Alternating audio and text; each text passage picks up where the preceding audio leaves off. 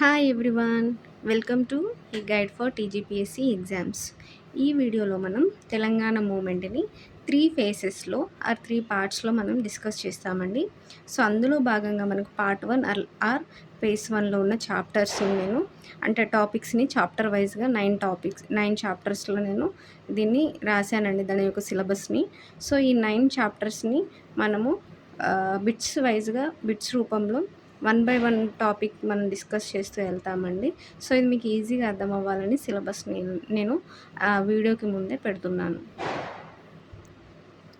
So first chapter వచ్చేసరికి మనకి ముల్కీ ఉద్యమం, ముల్కీ నాన్ ముల్కీ అంశాల ఆవిర్భావం గురించి మనం చదువుకుంటామండి. సో అందులో భాగంగా ఫస్ట్ బిట్ వచ్చేసరికి బహమని రాజు కాలంలో మహమ్మద్ గవాన్ అపాకీలను నియమించాడు. సో మనం ఇది ఎందుకు డిస్కస్ చేస్తున్నామండి ఈ బిట్ని? ఎందుకంటే మనకి ముల్కీ ఉద్యమం అనేది బహమని రాజుల కాలంలోనే స్టార్ట్ అయింది. సో ఏ రాజుల కాలంలో స్టార్ట్ అయింది అంటే బహమని రాజుల కాలంలో స్టార్ట్ అయిందండి. సో అందుకని మనము ఈ బహమని రాజుల గురించి తెలుసుకుంటున్నాం. ఏ బహమని రాజు కాలంలో మరి మనకి మహమ్మద్ గవాన్ అపాకీలను నియమించాడు అని అంటే 3వ అహ్మద్ షా అండి. సో ఆ బహమని రాజు పేరు మరియు ముల్కీ ఉద్యమం అనేది ఏ బహమని రాజు కాలంలో స్టార్ట్ అయింది అనేది గుర్తు, కాబట్టి 3వ అహ్మద్ షా అనేది గుర్తుంచుకోవాలి. సో మరి ఎందుకు ఈ బిట్ డిస్కస్ చేసుకుంటున్నామంటే మహమ్మద్ గవాన్ అపాకీలను నియమించాడు. అసలు అపాకీలు అంటే ఎవరు, మహమ్మద్ గవాన్ ఎవరు అంటే మహమ్మద్ గవాన్ ఈ 3వ అహ్మద్ షా దగ్గర మనకి ప్రధాని అండి. ఈయన మనకి అపాకీలను ఉద్యోగాలలో నియమించిండండి. అపాకీలు అంటే ఎవరంటే మనకి అపాకీలు, దక్కనీలు అనే ఇద్దరు ముస్లిం వాళ్ళు ఉంటారండి. అపాకీలు అంటే ఏంటంటే వీళ్ళనే మనం నాన్ ముల్కీలు అనుకోవచ్చు. దక్కనీలు అని అంటే మనకి ముల్కీలు అనుకోవచ్చు. ఎవరు వీరు అంటే ముస్లింలలో మనకి ముల్కీలు ఎవరైతే స్థానికులు ఉన్నారో వాళ్ళని మనము దక్కనీలు అన్నామండి. ముస్లింలు ఎవరైతే స్థానికేతరులు ఉన్నారో వారిని అపాకీలు అని మనం పిలుచుకుంటాం. సో ఈ స్థానికేతరులైనటువంటి ముస్లిం అపాకీలను మనకి మహమ్మద్ గవాన్ బహమని రాజు కాలంలో నియమించాడంటే 3వ అహ్మద్ షా. సో ఈయన నియమించడం వల్లే ఈ అపాకీలు ఎవరైతే స్థానికేతర ముస్లింలు మనకి హైదరాబాద్ రాజ్యంలోకి వచ్చి స్థిరపడ్డారో వాళ్ళ ద్వారానే మనకి ఈ ముల్కీ ఉద్యమం స్టార్ట్ అయింది. కాబట్టి నేను ఫస్ట్ బిట్లోనే నేను ఇది డిస్కస్ చేస్తున్నానండి. నెక్స్ట్ బిట్ వచ్చేసరికి మనకి అపాకీలు ఏ మతస్థులు అంటే షియా మతస్థులు అండి. మనకి అపాకీలు అంటే స్థానికేతరులు అనుకున్నాం కదా. సో మరి దక్కనీలు అంటే స్థానికులు కదా అండి. స్థానికేతరులు అయినటువంటి అపాకీ ముస్లింలు షియా మతస్థులైతే మరి దక్కనీలు అయినటువంటి మన స్థానిక ముస్లింలు ఏ మతస్థులు అంటే సున్నీ మతస్థులు అండి. సున్నీ తెగవారండి. అపాకీలేమో షియా, మనకి దక్కనీలు వచ్చేసరికి సున్నీ అని గుర్తుంచుకోవాలి. నెక్స్ట్ బిట్ వచ్చేసరికి ముల్క్ అంటే అర్థం ఏంటి? సో ముల్కీలు, నాన్ ముల్కీలు, అసలు ముల్కీ ఉద్యమంలో ముల్క్ అంటే అర్థం ఏంటి అని అంటే ముల్క్ అంటే దేశము అని అర్థం అండి. నెక్స్ట్ బిట్ వచ్చేసరికి బహమనీ రాజ్య విచ్ఛిన్నం మనకి ఎప్పుడు జరిగింది? సో మనకి ఇదంతా బ్యాక్ స్టోరీ అండి. ఫస్ట్ మనకు ముల్కీ ఉద్యమం స్టార్ట్ అయింది బహమనీ రాజుల కాలంలో. ఏ రాజు పర్టికులర్గా అంటే 3వ అహ్మద్ షా టైంలో. సో ఆయన యొక్క ప్రధాని అయినటువంటి మహమ్మద్ గవాన్ మనకి స్థానికేతర ముస్లింలు అయినటువంటి అపాకీలను మనకి హైదరాబాద్ రాజ్యంలో ఉద్యోగాలలో నియమించాడండి. సో ఉద్యోగాలు నియమించడం వల్ల ఇక్కడే అప్పటికే ఉంటున్న స్థానికులైనటువంటి మనకి దక్కనీలైనటువంటి ముస్లింలు ఎవరైతే ఉన్నారో వాళ్ళని మనం ముల్కీలు అనుకుంటామండి. స్థానికులను ముల్కీలు అనుకుంటాం, స్థానికేతరులని నాన్ ముల్కీలు అనుకుంటాం. సో ఇప్పుడు స్థానికేతరులు ఇక్కడ ఎవరు? అపాకీలు. స్థానికులు ఎవరు? దక్కనీలు. ఇద్దరు ముస్లింలే, కాకపోతే స్థానికులకు ముల్కీ, నాన్ ముల్కీ పేర్లతో పాటు మనకి ఇక్కడ అపాకీలు, దక్కనీలు అని మెన్షన్ చేస్తున్నామండి. సో ఈ అపాకీలకు, దక్కనీలకు మధ్య జరిగిన ఉద్యమమే మనకి ముల్కీ ఉద్యమం. ఎవరైతే మనకి స్థానికులైనటువంటి ముస్లిం దక్కనీలు ఎవరున్నారో వాళ్ళు ఈ అపాకీలైనటువంటి స్థానికేతర ముస్లింలను ఈ హైదరాబాద్ రాజ్యంలో వాళ్ళ పాపులారిటీ పెరగడం, వాళ్ళ ప్రయారిటీ పెరగడం వీళ్ళు ఒప్పుకోలేదండి. అంటే స్థానికులను వదిలేసి మీరు స్థానికేతరులైనటువంటి అపాకీలకు వీళ్ళు ఎక్కువ ఇంపార్టెన్స్ ఇస్తున్నారని చెప్పి మనకి ముల్కీ ఉద్యమం అనేది స్టార్ట్ అయింది. సో, అపాకిలు ఏ మతస్థులండి? షియా. మరి దక్కనీలు ఏ మతస్థులు? సున్నీ. ముల్క్ అంటే అర్థం ఏంటి అనంటే దేశం అని గుర్తుంచుకోవాలి. సో, ఇక్కడికి ఈ ముల్కీ ఉద్యమం ఎలా ఎలా మనకి జరిగిందనేది 3 బిట్స్‌లో డిస్కస్ చేసుకున్నామండి. నెక్స్ట్ బిట్ వచ్చేసరికి బహమనీ రాజా విచ్ఛిన్నం ఎప్పుడు జరిగింది?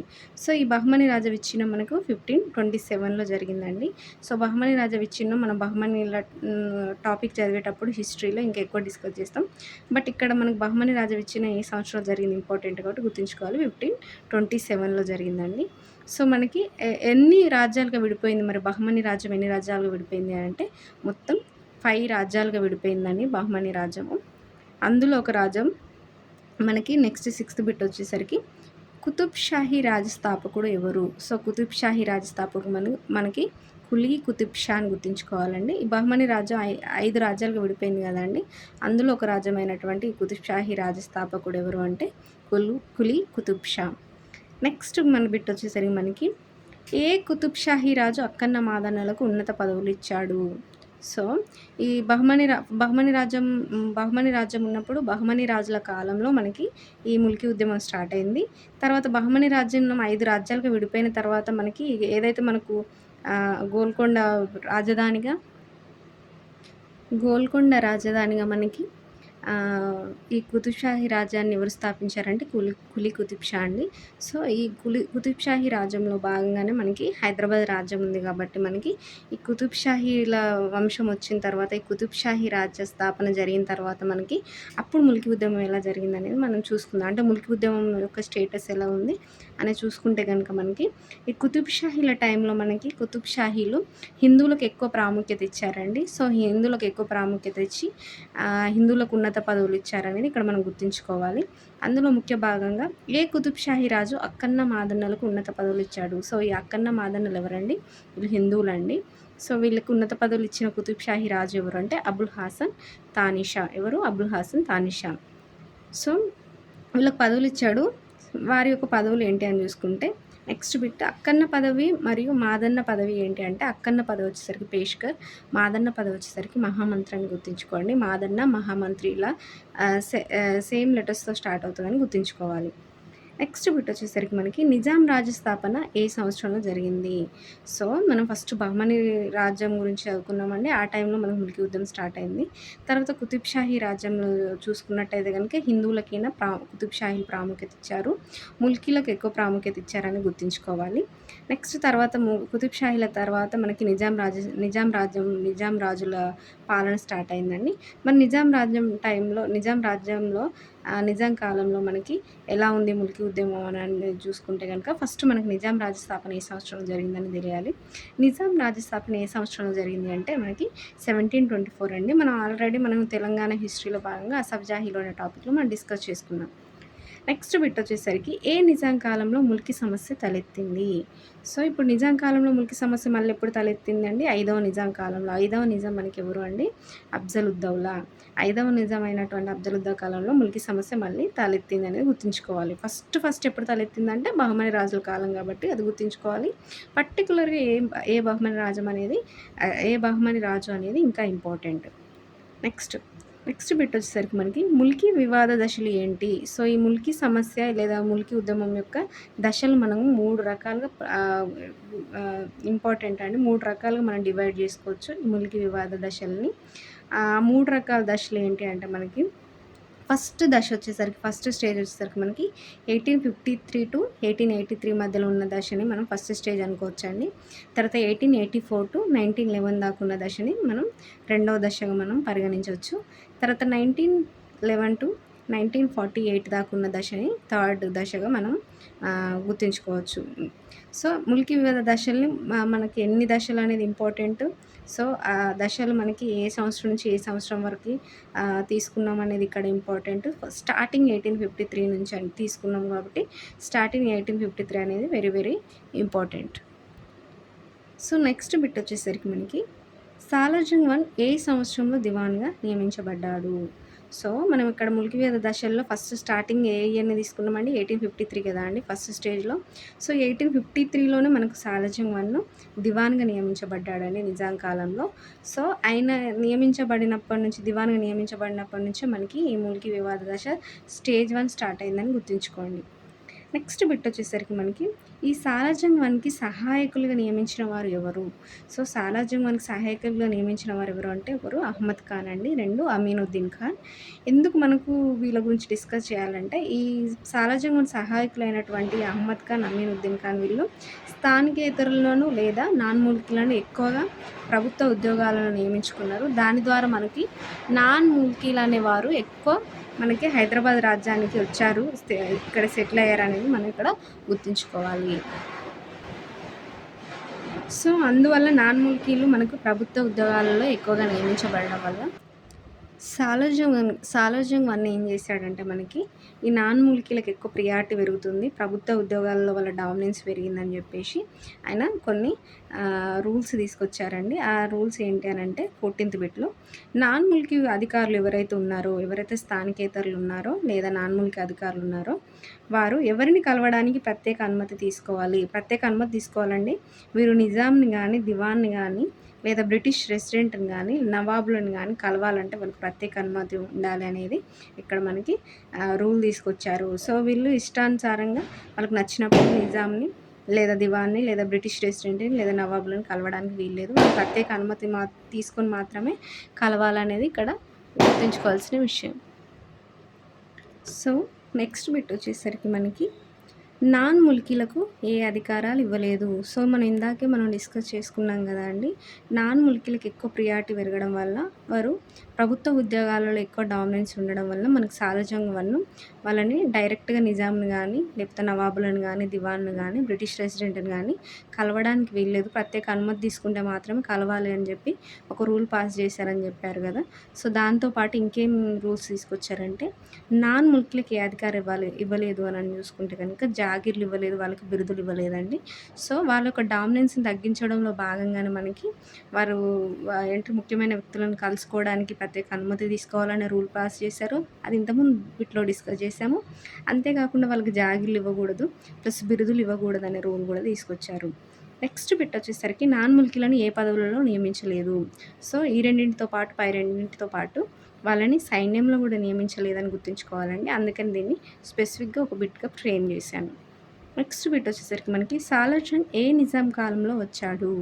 సో, మనకి సాలార్జంగ్ 1853లో వచ్చాడని చదువుకున్నాం కదా అండి. సో, 1853లో అప్పుడున్న 5వ నిజాం ఎవరు అంటే అఫ్జల్ ఉద్ దౌలా. సో, అఫ్జల్ ఉద్ దౌలా కాలంలో మనకు సాలార్జంగ్ వచ్చాడనేది గుర్తుంచుకోవాలి దివాన్‌గా. నెక్స్ట్ బిట్ వచ్చేసరికి ముల్కీ తొలి ఉత్తర్వులు ఏ సంవత్సరంలో మనకి రిలీజ్ చేయబడ్డాయి అంటే ప్రకటించబడ్డాయి అంటే ముల్కీ తొలి ఉత్తర్వులు వచ్చేసరికి మనకి 1868లో మనకి 5వ నిజాం మనకి ప్రకటించాడండి. 1868 ముల్కీ తొలి ఉత్తర్వులు ఎవరు ప్రకటించారంటే 5వ నిజాం అయినటువంటి అఫ్జల్ ఉద్ దౌలా. ఏ ఇయర్‌లో అంటే 1868. సో, మనకి సాలార్జంగ్ వన్ వచ్చిన తర్వాతనే కదండీ ఈ ముల్కీ ఉద్యమం స్టార్ట్ అయింది. సో, 1853 తర్వాతే కాబట్టి అప్పుడున్న నిజాం మనకి Afzal ud Daula. So, Afzal ud Daula time Salar Jung one దివాను. సో, ఏ ఇయర్‌లో మనకి ఫస్ట్ ముల్కీ తొలి ఉత్తర్వులు ప్రకటించబడ్డాయంటే 1868 అనే ఇయర్‌ని బాగా గుర్తుంచుకోవాలి. సో, ఏంటి మరి ముల్కీ తొలి ఉత్తర్వులు దేనికి సంబంధించి అంటే అన్ని పరిపాలనా విభాగాలలో మనకి ముల్కీలను నియమించాలని చెప్పేదే ఈ ముల్కీ ఉత్తర్వులు. ఏ ఇయర్‌లో వచ్చినాయండి 1868. నెక్స్ట్ బిట్ వచ్చేసరికి మనకి సాలార్జంగ్ 2 ఏ నిజాం కాలంలో దివాన్ అయ్యాడు. సో, మనకి ఇక్కడ దాకా మనం సాలార్జంగ్ వన్ టైంలో ఉన్నది డిస్కస్ చేసాం కదండీ. మరి ఏమైంది సాలార్జంగ్ వన్ టైంలో అంటే అదే అండి నాన్ ముల్కీల డామినెన్స్ ఎక్కువ ఉండడం వల్ల మనకి ప్రభుత్వ ఉద్యోగాలలో వారికి ఎక్కువ ప్రయారిటీ పెరుగుతుంది. ముల్కీలకు ప్రయారిటీ తగ్గుతుందన్న ముఖ్య కారణంతో మనకి సాలార్జంగ్ వన్ అనేక సంస్కరణలు తీసుకొచ్చాడు. కొన్ని రూల్స్ తీసుకొచ్చాడు. వాళ్ళ ప్రియారిటీ తగ్గించడానికి, వాళ్ళ డామినెన్స్ తగ్గించడానికి. సో, అందులో భాగంగానే మనం ఏమని డిస్కస్ చేసుకున్నాం, ముఖ్యమైన అధికారులను కలవడానికి నాన్ ముల్కీలు ప్రత్యేక అనుమతి తీసుకోవాలి. అంతేకాకుండా వాళ్ళని సైన్యంలో నియమించలేదు. వాళ్ళకు జాగీర్లు ఇవ్వలేదు, బిరుదులు కూడా ఇవ్వలేదని గుర్తుంచుకోవాలండి. ఇవన్నీ మనం డిస్కస్ చేసుకున్నాం. అంతేకాకుండా మనకి ఇంకేంటంటే సాలార్జంగ్ వన్‌లో ముల్కీలకు ఎక్కువ ప్రయారిటీ ఇచ్చాడు. నాన్ ముల్కీల ప్రయారిటీ తగ్గించడానికి అనేక కార్యక్రమాలు తీసుకొచ్చాడని మనం ఆల్రెడీ చదువుకున్నాము. సో, సాలార్జంగ్ వన్ పోయిన తర్వాత మనకి సాలార్జంగ్ 2 మనకి దివాన్ అయ్యాడండి. సో, సాలార్జంగ్ 2 వచ్చిన తర్వాత ఈ ముల్కీ ఇష్యూ అనేది మళ్ళీ రేజ్ అయింది. కాబట్టి ఈ సాలార్జంగ్ 2 ఎప్పుడొచ్చాడు అనేది మనం ఇప్పుడు ఈ వీడియోలో డిస్కస్ చేస్తాం. సాలార్జంగ్ 2 ఏ నిజాం కాలంలో దివాన్ అయ్యాడు అంటే మీర్ మెహబూబ్ అలీ ఖాన్ టైంలో అండి. సో, ఏ ఇయర్ అంటే 1883. ఏ నిజాం కాలం అంటే మీర్ అలీ ఖాన్ అండి. ఈ మీర్ మెహబూబ్ అలీ ఖానే మనకి 6వ నిజాం. మనకి సాలార్జంగ్ II ఏ సంవత్సరంలో వచ్చాడండి అండ్ పర్టిక్యులర్‌గా చూసుకుంటే గనుక 1883. మరి సాలార్జంగ్ I వచ్చేసరికి 1853. సో, నెక్స్ట్ బిట్ వచ్చేసరికి సాలార్జంగ్ II ఉర్దూను అధికార భాషగా ఎప్పుడు ప్రకటించాడు? సో, ఇక్కడ మనం ఏంటి ఉర్దూను అధికార భాషగా ప్రకటించాడంటే మరి అప్పటిదాకా ఏది అధికార భాషగా ఉంది అంటే పర్షియా ఉందండి. సో, ఈ పర్షియా ప్లేస్‌లో మనకి ఉర్దూను అధికార భాషగా మనకి సాలార్జంగ్ II ఏ సంవత్సరంలో ప్రకటించాడంటే 1884 అండి. సో, 1883లో ఈయన దివాన్‌గా నియమించబడ్డాడు. ఆ నెక్స్ట్ ఇయర్ 1884 ఫిబ్రవరి 21న మనకి ఉర్దూను అధికార భాషగా ఈయన ప్రకటించాడని గుర్తుంచుకోవాలి. మరి ఎందుకు ఇది ఇష్యూ ఇప్పుడు దీని గురించి ఎందుకు మనం చదువుకుంటున్నామంటే, ఉర్దూ అనేది మనకి ఎవరి యొక్క భాష అంటే ఎవరి యొక్క ఆహ్, ఆహ్, మదర్ టంగ్ అంటే మనకి ఎవరైతే మనం నాన్ ముల్కీలను ఇప్పటిదాకా చదువుకుంటున్నామో, ఆ నాన్ ముల్కీలకు మనకి వారి యొక్క వాడుక భాష ఉర్దూ అండి. మరి ఎవరైతే ముల్కీలు ఉన్నారో, ముల్కీ ముస్లింలు ఉన్నారో మనకి హైదరాబాద్ రాజ్యంలో వారి యొక్క మనకి వాడుక భాష వచ్చేసరికి పర్షియా. సో, ఉర్దూ ముల్కీలదనుకో అని కన్‌ఫ్యూజ్ అవుతారు చాలామంది. ఎందుకంటే పర్షియా అనేది చాలా తక్కువ మందికి తెలుసు కాబట్టి. సో, పర్షియా అనేది మనకి ముల్కీ ముస్లింల యొక్క వాడుక భాష అండి. ఉర్దూ అనేది నాన్ ముల్కీ ముస్లింల యొక్క వాడుక భాష. సో, ఇది బాగా గుర్తుంచుకోవాలి. ఉర్దూ అనేది మన ముల్కీ ముస్లింలు హైదరాబాద్ రాజ్యంలో ఉన్నటువంటి ముల్కీ ముస్లింల వాడుక భాష కాదు. పర్షియానే మనకి ముల్కీ ముస్లింల వాడుక భాష హైదరాబాద్ రాజ్యంలో. సో, ఈ ముల్కీ ముస్లింల వాడుక భాష అయినటువంటి మనకు పర్షియా ప్లేస్‌లో ఉర్దూను అధికార భాషగా ఎవరు తీసుకొచ్చారు? సాలార్జంగ్ II. సో, ఈ ఉర్దూ ఎవరి వాడుక భాష అండి? నాన్ ముల్కీల వాడుక భాష. సో, ఈ నాన్ ముల్కీల వాడుక భాషను అధికార భాషగా ప్రకటించడం వలన మనకి ఇక్కడ ఇష్యూ రైజ్ అయిందండి. సో, మళ్ళీ మనకు ఆ సాలార్జంగ్ II ఏం చేశాడు? ఈ నాన్ ముల్కీలకు ప్రియారిటీ ఇచ్చాడు. వాళ్ళకు అనుకూలంగా ఈ ఉర్దూను అధికార భాషగా ప్రకటించాడు అనేది ఇక్కడ మనం డిస్కస్ చేస్తున్నాం. ఏ ఇయర్ అంటే 1884 అండి. Very very important. సో, ఈ ఉర్దూను అధికార భాషగా ప్రకటించడం వల్ల ముల్కీలకి ఇంకా కోపం వస్తది గదండీ! అప్పటికే ఉద్యోగాలన్నీ నాన్ ముల్కీలకే పోయినాయి. ఇప్పుడు మళ్ళీ నాన్ ముల్కీల వాడుక భాష అంటే ఉర్దూను అధికార భాషగా ప్రకటించడం వల్ల మనకి ఇంకా ఇంకా ఈ ముల్కీ ఉద్యమం అనేది తీవ్రతరమైందని గుర్తుంచుకోవాలి. ఎవరు ప్రకటించారంటే సాలార్జంగ్ II. సో, దీన్ని బట్టి మనం ఏం గుర్తుంచుకోవాలంటే సాలార్జంగ్ I ఏమో ముల్కీలకు ఫేవర్‌గా ఉంటే సాలార్జంగ్ II నాన్ ముల్కీలకు ఫేవర్‌గా యాక్ట్ చేశాడనేది ఇక్కడ మనం గుర్తుంచుకోవాల్సిన విషయం. నెక్స్ట్ బిట్ వచ్చేసరికి మనకి సాలార్జంగ్ II ఇంగ్లీష్‌ని కూడా తప్పనిసరి భాషగా ప్రవేశపెట్టాడండి. సో, ఉర్దూను అధికార భాషగా ప్రవేశపెట్టిన తర్వాత మనకి ఇంగ్లీష్ కూడా ఒక తప్పనిసరి భాషగా ఉండాలని చెప్పి ఎందుకు ఇంగ్లీష్‌ని తప్పనిసరి భాషగా ప్రవేశపెట్టాడు అని అంటే మనకి ఈ బ్రిటిష్ గవర్నమెంట్ యొక్క ఫోర్స్ వల్ల మనకి బ్రిటిష్ వాళ్ళది ఇంగ్లీష్ కదా అండి. సో, వాళ్ళకి ఇంగ్లీష్ మాత్రం వచ్చు కాబట్టి సో, వాళ్ళకి ఫేవర్‌గా ఉండాలని ఇంగ్లీష్‌ని కూడా తప్పనిసరి భాషగా ప్రవేశపెట్టాడు ఉద్యోగ నియామకాలలో అనేది ఇక్కడ గుర్తుంచుకోవాలి. అధికార భాష మాత్రం ఉర్దూ. తప్పనిసరి భాష ఏంటి అంటే ఇంగ్లీష్ అని గుర్తుంచుకోవాలి. ఇక్కడ మనకి తెలుగు కాదు, అలా అని పర్షియా కూడా కాదు. ఇంగ్లీష్ తప్పనిసరి భాష చేశాడని గుర్తుంచుకుందాం. నెక్స్ట్ బిట్ వచ్చేసరికి ముల్కీ పత్రం ఎవరికి సమర్పించినారు? సో, ఇక్కడ ముల్కీ పత్రం గురించి ఎందుకొచ్చింది టాపిక్ అని అంటే ఈ సాలార్జంగ్ II ఇప్పుడు నాన్ ముల్కీలకు ఫేవర్‌గా చేస్తున్నాడు. ఉర్దూను అధికార భాషగా ప్రకటించాడు. అంతేకాకుండా ఇంగ్లీష్‌ని తప్పనిసరి భాషగా ప్రవేశపెట్టాడు ఉద్యోగ నియామకాలలో. అప్పటికే మనకి ముల్కీలకు సరిగ్గా ఉద్యోగాలు లేవు. ప్రభుత్వ ఉద్యోగాలన్నీ మెజారిటీ నాన్ ముల్కీల చేతుల్లో ఉన్నాయన్న కోపం ఉంది. దాంతో పాటు ఉద్యోగ నియామకాలలో ఇంగ్లీష్ తప్పనిసరి భాష చేయడం మరియు ఈ ముల్కీల యొక్క అధికార భాష వాడుక భాష అయినటువంటి పర్షియాని తీసేయడం వల్ల వీరికి ఉద్యోగాలు పొందడానికి చాలా కష్టతరమైందండి ముల్కీలకు. సో, కష్టతరం అవ్వడం వల్ల వీళ్ళు ఇంక దాన్ని తట్టుకోలేక ఒక ముల్కీ పత్రాన్ని మనకి అప్పుడున్న నిజాం ఎవరు సాలార్జంగ్ II టైంలో మనకి మీర్ మెహబూబ్ అలీ ఖాన్ ఉన్నాడండి ఆ టైంలో. సో, ఈ ఉర్దూను అధికార భాషగా ప్రవేశపెట్టిన టైంలో సో, మీర్ మెహబూబ్ అలీ ఖాన్ దగ్గరికి ముల్కీలందరూ వెళ్ళి ఒక ముల్కీ పత్రం సమర్పించినారు. ఏమని సమర్పించినారంటే ఈ సాలార్జంగ్ II మనకి నాన్ ముల్కీలకు ఎక్కువ ఫేవర్‌గా యాక్ట్ చేస్తున్నాడు అని చెప్పేసి ఒక ముల్కీ పత్రాన్ని మీర్ మెహబూబ్ అలీ ఖాన్‌కి అంటే ఒక కంప్లెయింట్ లాగా వీళ్ళు ఇచ్చారనేది గుర్తుంచుకోవాలి. ఆ కంప్లెయింట్‌నే ముల్కీ పత్రం అంటాం. సో, వెంటనే మనకు మీర్ మెహబూబ్ అలీ ఖాన్ ఏం తీసుకున్నాడు అనేది ఏం రియాక్షన్ ఇచ్చాడు అనేది మనం నెక్స్ట్ బిట్‌లో డిస్కస్ చేస్తాం. ఈయన అప్పుడు ఏం చేశాడు మీర్ మెహబూబ్ అలీ ఖాన్ అంటే మొదటి ఉద్యోగుల సివిల్ లిస్ట్‌ని ఏ సంవత్సరంలో తయారు చేశారు అనేది ఇక్కడ మనం నెక్స్ట్ బిట్ అండి. సో, మీర్ మహబూబ్ అలీ ఖాన్ ఏం చేశాడు, ములికి పత్రం లేదా కంప్లెయింట్ ఇచ్చిన వెంటనే ముల్కీలు దానికి ప్రతిచర్యగా ఈయన ఒక ఆర్డర్ పాస్ చేశాడు. అసలు మొత్తం ఉద్యోగుల సివిల్ లిస్ట్ తీయండి. తీస్తే అందులో అసలు ఎందరు ములికి ఉద్యోగులున్నారు, ఎందరు నాన్ ములికి ఉద్యోగులున్నారు అనేది తెలుస్తది కాబట్టి ఒక ఉద్యోగుల సివిల్ లిస్ట్ తీయమని ఆర్డర్ పాస్ చేస్తే మనకి మొదటి ఉద్యోగుల సివిల్ లిస్ట్ అనేది మనకి ఫస్ట్ 1886లో మనకి రిలీజ్ చేయబడిందని గుర్తుంచుకోవాలి. దీన్నే మొదటి ఉద్యోగుల సివిల్ లిస్ట్. అంటే రెండవ ఉద్యోగుల సివిల్ లిస్ట్ కూడా ఉంటదండి. సో, అందుకని ఫస్ట్ మొదటి ఉద్యోగుల సివిల్ లిస్ట్ ఏ సంవత్సరంలో రిలీజ్ చేయబడ్డది అనేది ఇంపార్టెంట్. ఏ సంవత్సరం అండి? 1886. ఎవరు మరి ఈ మొదటి ఉద్యోగుల సివిల్ లిస్టు కాలంలో మనకి నిజాం అంటే మీర్ మహబూబ్ అలీ ఖాన్.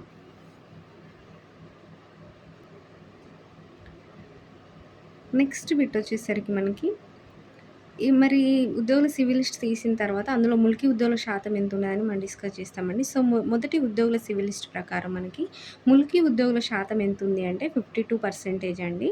సో, ముల్కీ ఉద్యోగుల శాతం ఎంతుండదండి, జస్ట్ 52% మాత్రమే ఉన్నారు ముల్కీ ఉద్యోగులు. మిగతా 48% ఎవరున్నారంటే ఇక్కడ నాన్ ముల్కీ ఉద్యోగులు ఉన్నారనేది మనకి ఈ సివిల్ లిస్ట్ ప్రకారం అర్థమవుతుంది. సో, మనకి ఇప్పుడు మనం 52% ముల్కీ ఉద్యోగులున్నారండి. మిగతా 48% ఎవరున్నారు? నాన్ ముల్కీ ఉద్యోగులున్నారు. ఈ 52 అంటే జస్ట్ కొంచెమే ఎక్కువున్నారు వాళ్ళకంటే.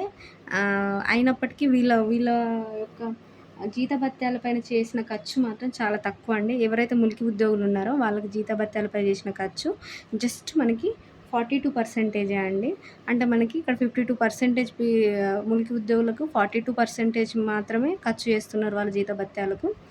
అంటే మనకి ఇక్కడ గుర్తుంచుకోవాల్సింది ఏంటంటే నాన్ ముల్కీ ఉద్యోగులైనటువంటి ఎవరైతే 48% పీపుల్ ఉన్నారో వాళ్ళకి 58% జీతభత్యాలపై ఖర్చు చేస్తున్నారు. అంటే తక్కువ జీతం ఉన్న ఉద్యోగాలు మనకి ముల్కీ ఉద్యోగులకు ఇచ్చారు అనేది గుర్తుంచుకోవాలి. ఇక్కడ ఉద్యోగ శాతము తక్కువే, ప్లస్ వారికి ఇస్తున్న జీతభత్యాలపై చేసే ఖర్చు కూడా మనకి ఇక్కడ తక్కువ అని గుర్తుంచుకోవాలి. అంటే నాన్ ముల్కీలతో కంపేర్ చేస్తే. నెక్స్ట్ బిట్ వచ్చేసరికి మనకి 1888 గెజెట్ ఎవరు ఎప్పుడు ప్రకటించారు? సో, మనకి మీర్ మహబూబ్ అలీ ఖాన్ ఉద్యోగుల సివిల్ లిస్ట్ తీయమన్నాడు. దాని తర్వాత సివిల్ లిస్ట్ ప్రకారం మనకి ముల్కీ ఉద్యోగుల శాతము 52%. వారి జీతభత్యాలపై చేసే ఖర్చు తక్కువ పర్సెంటేజ్ కంపేర్ టు నాన్ ముల్కీల ఉద్యోగుల జీతభత్యాలపై చేసే ఖర్చుతో పోల్చుకుంటే అని అర్థమైన తర్వాత వెంటనే మనకి 1888లో ఒక గెజెట్‌ని ప్రకటించారండి. ఎవరు అంటే మీర్ మహబూబ్ అలీ ఖాన్. మనకి మీర్ మహబూబ్ అలీ ఖాన్ ఒక 1888 గెజెట్ తీసుకొచ్చిండు. దేనికోసం అంటే ఈ ముల్కీ ఉద్యోగుల కోసమే అండి.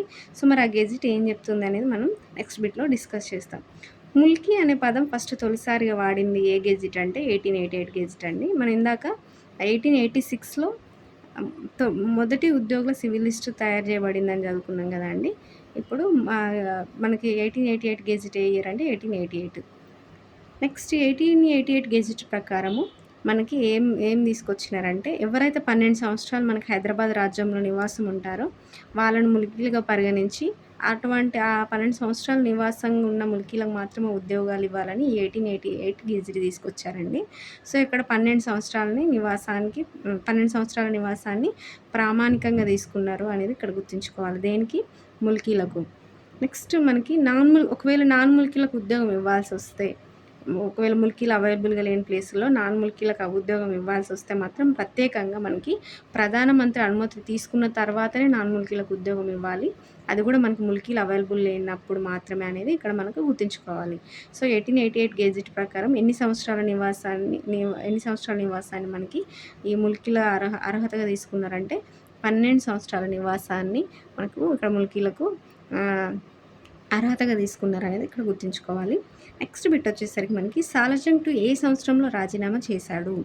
సో, ఇప్పుడు మనం ఇవన్నీ లైన్ బై లైన్ మనం ఒక సీక్వెన్స్‌గా చదువుతున్నాం కదండీ. మనకి 1888 గెజెట్ ఎందుకొచ్చింది అని అంటే మనకి ఈ ముల్కీలు ఎవరైతే ముల్కీ పత్రం సమర్పించారో దానికి ప్రతిచర్యగా మనకి మీర్ మహబూబ్ అలీ ఖాన్ మొదటి ఉద్యోగుల సివిల్ లిస్ట్ తయారు చేయించాడు. సో, దాన్ని బేస్ చేసుకొని మనకి 1888 గెజెట్ అనేది రిలీజ్ చేశాడు. దాంట్లో మనకి ముల్కీలు ఎవరు అనేది ప్రామాణికంగా తీసుకొని అంటే 12 సంవత్సరాల నివాసం ఉన్నవారిని ముల్కీలుగా భావించి వాళ్ళకి మాత్రమే ఉద్యోగాలు ఇవ్వాలి. ఒకవేళ ముల్కీలు అవైలబుల్‌గా లేని ప్లేస్‌లో నాన్ ముల్కీలకు ఉద్యోగం ఇవ్వాల్సి వస్తే మాత్రం ప్రధానమంత్రి అనుమతి తీసుకోవాలనేది ఒక 1888 గెజిట్ ప్రకారం తీసుకున్నారు. తీసుకున్న తర్వాత ఇంకా మనకు అప్పటికి కూడా మనకి ముల్కీ ఉద్యమం అనేది, ముల్కీ సమస్య అనేది ఇంకా తీవ్రతరం అవ్వడమే తప్ప తగ్గకపోవడం వల్ల మనకి సాలార్జంగ్ ఏ సంవత్సరంలో రాజీనామా చేశాడంటే 1887 అనేది గుర్తుంచుకోవాలండి. సో, ఏ ఇయర్‌లో రాజీనామా చేశాడు? 1887. సో, నూతన దివాన్ హయాంలో ఏ సంవత్సరంలో రెండవ ఉద్యోగుల సివిల్ లిస్ట్ తయారు చేయబడింది? సో, రాజీనామా చేశాడు. తర్వాత రెండో ఉద్యోగుల సివిల్ లిస్ట్‌ని కూడా తీశారండి. ఆ రెండో ఉద్యోగుల సివిల్ లిస్ట్ ఎప్పుడొచ్చిందంటే 1894. ఫస్ట్ ఎప్పుడొచ్చిందంటే 1886 అండి. రెండవ ఉద్యోగుల సివిల్ లిస్ట్ ఎప్పుడంటే 1894. మరి రెండో ఉద్యోగుల సివిల్ లిస్ట్ ప్రకారం మనకి మొత్తం ఎలా ఉంది మనకి ఉద్యోగుల పర్సంటేజ్ ఎలా ఉంది? ముల్కీలు ఎంతమంది ఉన్నారు? నాన్ ముల్కీలు ఎంతమంది ఉన్నారనేది ఇక్కడ చూసుకున్నట్టయితే గనుక హైదరాబాద్ రాజ్యంలో మొత్తం గెజిటెడ్ ఉద్యోగాల్లో సో, ఇక్కడ మనకి అన్ని ఉద్యోగాలను తీసుకోలేదండి. ఓన్లీ గెజిటెడ్ ఉద్యోగాలను తీసుకున్నారు. సో, గెజిటెడ్ ఉద్యోగాలలో మనకి ఎంతమంది ముల్కీలు ఉన్నారు? ఎంతమంది నాన్ ముల్కీలు ఉన్నారని చూసుకుంటే గనక మొత్తం ఉద్యోగులు ఉన్నది 680 అండి. సో, 680లో మనకి ఈ రెండవ ఉద్యోగుల సివిల్ లిస్ట్ ప్రకారం మనకి నాన్ ముల్కీలు 447 మంది ఉన్నారండి. ముల్కీలు 233 మంది ఉన్నారు. అంటే ఆల్మోస్ట్ డబుల్ ఉన్నారండి. వీళ్ళు ముల్కీలు 233 ఉంటే నాన్ ముల్కీలు 447 ఉన్నారు. సో, మనకి ఇదే దేని ప్రకారం రెండవ ఉద్యోగుల సివిల్ లిస్ట్ ప్రకారం. అంటే మనకి ఇక్కడ ఏంటి ముల్కీల కంటే నాన్ ముల్కీలు ఉన్నారని క్లియర్‌గా అర్థమవుతుంది. మరి అంతకుముందు తీసుకున్న సివిల్ లిస్ట్ ప్రకారం మనకి నాన్ ముల్కీలు ఎంతమంది ఉన్నారు అనేది చూసుకుంటే 230. ముల్కీలు ఎంతున్నారు? 246. ఇంచుమించు సేమే ఉన్నారండి. ఏదో స్లైట్ డిఫరెన్స్ ఉంది అంతే. ఇప్పుడు రెండో ఉద్యోగుల సివిల్ లిస్ట్ ప్రకారం మాత్రం వీళ్ళు పెరిగినారు. ఎవరు? నాన్ ముల్కీలు పెరిగినారు. సో, ఎంత పర్సెంటేజ్ పెరిగినారు అనంటే మనకి వీళ్ళే మొత్తం ఉద్యోగాల్లో 67% ఉన్నారు అండి. అంటే మొత్తం 100%లో 67% మనకు నాన్ ముల్కీలే ఉన్నారు అనేది గుర్తుంచుకోవాలి. నెక్స్ట్ బిట్ వచ్చేసరికి ఈ 680 ఎవరైతే గెజిటెడ్ ఉద్యోగులు ఉన్నారో అందులో మనకి హిందువులు ఎంతమంది ఉన్నారు అంటే 680లో జస్ట్ 63 మంది మాత్రమే హిందువులు. మిగతా మొత్తం మంది ముస్లింలే. సో, ఆల్రెడీ ఇక్కడ ఉద్యోగులలో నాన్ ముల్కీలకు నాన్ ముల్కీల డామినెన్స్ ఎక్కువున్నది అనంటే, మళ్ళీ అందులో హిందూ, ముస్లింలు చూసుకుంటే మళ్ళీ ముస్లింల డామినెన్స్ ఎక్కువుంది. 680 ఉద్యోగుల్లో కేవలం 63 మంది మాత్రమే హిందువులు. అంటే ఇక్కడ మన ఇష్యూ ఏంటి? ఓన్లీ ముల్కీ, నాన్ ముల్కీ ఇష్యూయే కాకుండా ఇక్కడ ముస్లిం, హిందువుల ఇష్యూ కూడా ఉందండి. సో, ముల్కీ, నాన్ ముల్కీలలో చూసుకుంటే కనుక నాన్ ముల్కీలు ఎక్కువున్నారు. హిందూ, ముస్లింలలో చూసుకుంటే కనుక ముస్లింలు ఎక్కువున్నారు. మొత్తం 90% హిందువులు ఉన్న హైదరాబాద్ రాజ్యంలో జస్ట్ మనకి 63 మంది మాత్రమే 680 మందిలో గెజిటెడ్ ఉద్యోగులు అనంటే చాలా తక్కువ కదండీ. సో, 10% మాత్రమే ఉన్నారు హిందువులు. 90% ఉన్న హిందువులకు జస్ట్ 10% మాత్రమే పదవులు ఉన్నాయనేది, గెజిటెడ్ పదవి ఉన్నదనేది ఇక్కడ గుర్తుంచుకోవాలి. మళ్ళీ హిందువుల్లో ముల్కీ హిందువులు ఎంత? సో, హిందువులు అంటే ఓన్లీ మన స్థానిక హిందువులే కాదు కదండీ. వేరే వేరే ప్లేస్‌ల నుంచి, వేరే వేరే ప్రదేశాల నుంచి వచ్చి స్థిరపడిన నాన్ ముల్కీ హిందువులు ఉంటారు కదా! సో, నాన్ ముల్కీ హిందువులు కాకుండా ఈ హిందువుల్లో ఉన్న స్థానిక హిందువులు లేదా ముల్కీ హిందువులు ఎంతమంది అంటే జస్ట్ 20 మెంబర్స్ అండి. Just 20 members. సో, ఎంత వివక్షత ముల్కీల మీద వివక్షత ఉంది. ముల్కీల్లో ఇంకా ముల్కీ హిందువుల మీద ఇంకా ఎక్కువ వివక్షత ఉంది ఆ టైంలో అనేది మనకి ఇక్కడ గుర్తుంచుకోవాల్సిన విషయం. సో, దీన్ని బట్టి మనకి ఏం అర్థమవుతుంది అనంటే, ఈ ముల్కీ ఉద్యమం ఎక్కడి నుంచి స్టార్ట్ అయింది? ఎవరి నుంచి స్టార్ట్ అయింది? ఫస్ట్ బహమనీ రాజకాలంలో స్టార్ట్ అయింది. బహమనీ రాజకాలంలో స్టార్ట్ అయిన తర్వాత మనకి కుతుబ్ షాహీల కాలంలో కొంచెం కూల్ డౌన్ అయింది. ఎందుకంటే కుతుబ్ షాహీలు కొంచెం అందరిని సమానంగా చూసినారు. అంటే ముల్కీలకు కొంచెం ఫేవర్‌గా ఉన్నారు. తర్వాత కుతుబ్ షాహీల కాలం తర్వాత మనకి నిజాంల కాలం వచ్చిన తర్వాత నిజాం కాలంలో సాలార్జంగ్ 1 టైంలో బాగానే ఉందండి. సాలార్జంగ్ 2 టైం వచ్చేసరికి ఇంకా ఈ ముల్కీ సమస్య అనేది తీవ్రతరమైంది. సో, అందులో భాగంగా ఈ సాలార్జంగ్ 2 టైంలోనే మనకి మీర్ మెహబూబ్ అలీ ఖాన్ మనకి మొదటి ఉద్యోగుల సివిల్ లిస్ట్, అంతేకాకుండా రెండో ఉద్యోగుల సివిల్ లిస్ట్ తీసుకొచ్చి దాన్ని బట్టి మనకి 1888 గెజిట్ రిలీజ్ చేశాడు. ఎందుకు అనంటే ముల్కీలకు ఫేవర్‌గా ముల్కీలకే ఉద్యోగాలు రావాలన్న సదుద్దేశంతో మనకి 1888 గెజిట్ రిలీజ్ చేశాడనేది ఇక్కడ మనం గుర్తుంచుకున్నాం. సో, మనకి సివిల్ లిస్ట్ ప్రకారం నాన్ ముల్కీలకు ఎక్కువ ఫేవర్ జరిగింది. ముల్కీలకు అన్యాయం జరిగింది.